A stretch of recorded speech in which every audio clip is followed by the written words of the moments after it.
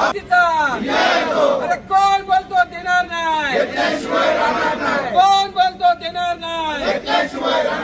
आमची हरकत यासाठी आहे की आम्हाला आजपर्यंत कल्याण डोंबिवली महानगरपालिकेने कुठल्या प्रकारचा विश्वासात घेतल्याने आमचा आजपर्यंत विश्वासघातच केलेला आहे आणि हरकती जवळजवळ 3,500 ते 4,000 हरकती आम्ही घेतलेल्या आहेत।